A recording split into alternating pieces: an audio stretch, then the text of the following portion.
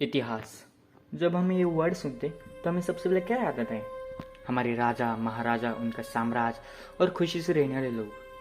हमें लगता है काश वो पल जीने के लिए हम वहाँ होते। लेकिन क्या हमारा इतिहास यही तक सीमित है?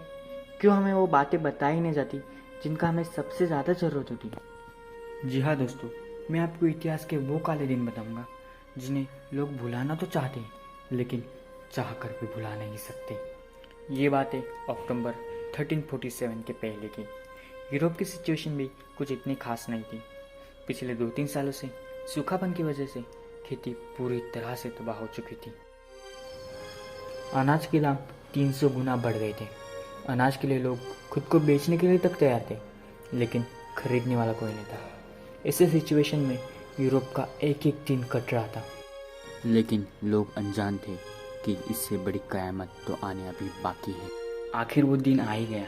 अक्टूबर 1347 में यूक्रेन से कुछ सामान लेकर 12 जहाज इटली के सिसिली बंदरगाह पर पहुंच गई। लोग स्वागत के लिए तैयार थे, लेकिन थोड़ी देर तक जहाज से कोई भी न आने के कारण स्थानिक लोग जहाज के अंदर चले गए और उन्होंने जो देखा वो भयानक था। लगभग सारे जहाज़ों के लोग मारे जा चुके थे। बहुत कम लोग जिंदा थे। जिंदा लोग मरने की भीख मांग रहे थे और मरे हुए लोगों की मौत बड़ी भयंकर तरीके से हुई थी। शरीर पर बड़े बड़े फुंसियाँ मौजूद थी, उनमें से काला खून निकल रहा था।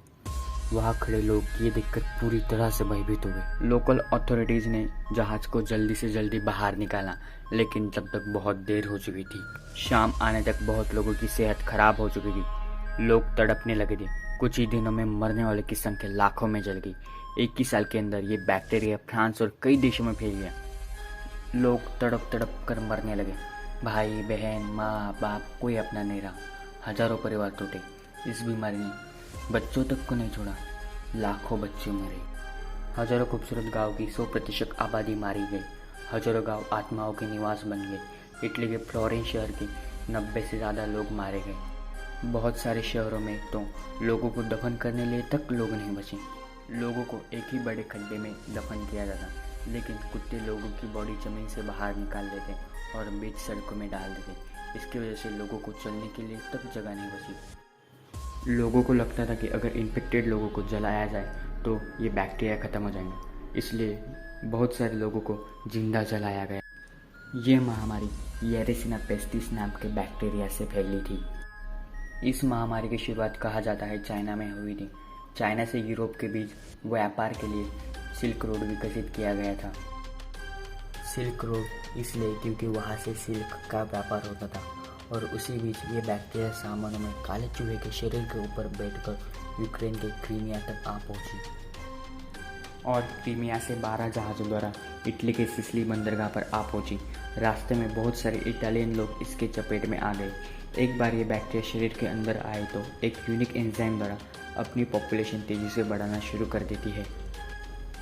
1353 आते आते ब्लैक डेथ लगभग ख़त्म हो चुका था, लेकिन इसके जाने से पहले ये यूरोप की आधी पॉपुलेशन ख़त्म कर गया। ब्लैक डेथ के जाने का महत्वपूर्ण रीज़न ये माना जाता है कि जो लोग ब्लैक डेथ के चपेट में आए थे उनसे मिलने के लिए कोई नहीं जाता था। लोगों ने घर के दरवाजे बंद कर लिए थे। सालों सालों तक लोगों ने खुद को घर में लॉक कर लिया था। इसके वजह से ये महामारी लगभग ख़त्म हो गई, लेकिन हर 10-20 सालों में ये महामारी थोड़े टाइम के लिए वापस आती गई और जब भी लाखों लोगों की जान लेके जाती।